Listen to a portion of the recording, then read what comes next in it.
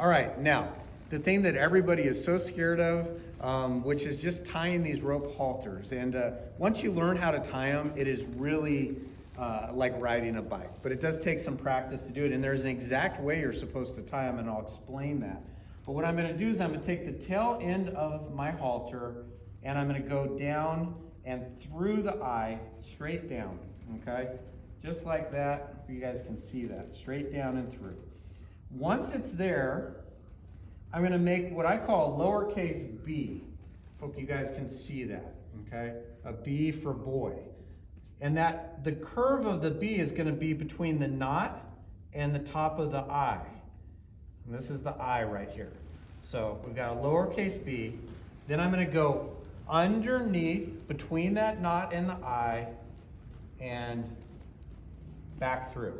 It should always, the tail should always be pointing back towards their butt or their hips. Okay?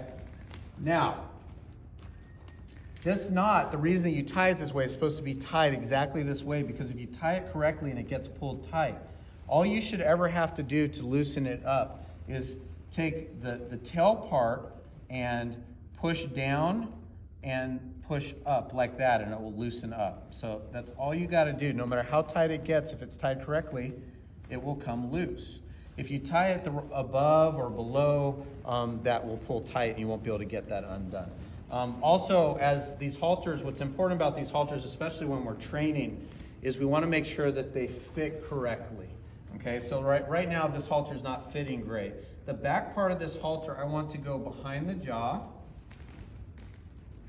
That way, when we ask them to go forward, there's going to be a little pressure there behind the jaw.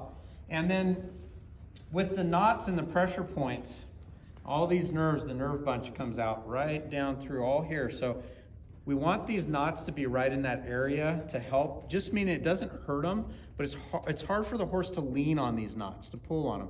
It'd be the difference of if I had a web thick halter of a horse pushing on my hand, so it'd be like this.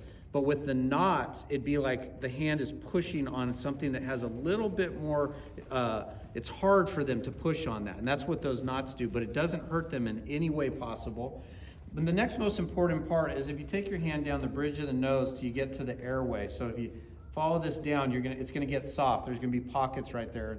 That's the airway that they breathe through. I always want to make sure that this halter is not blocking that airway. It should always be above that. That's really probably the most important part, meaning that if we're doing any kind of groundwork and they start to get scared and we pull on that and it blocks their air, they're going to get more panic. So that's really important. I always want to take the tail of this halter and tuck it, because sometimes this tail will reach their eye. So we want to make sure that that is tucked and out of the way. But now that's fitting a lot better. I hope you guys play with this. Get a halter and play with it. Do it 1,000 times. I even do it blindfolded now. So that's my challenge to you guys, is try to tie this rope halter blindfolded. We'll see you guys down the road.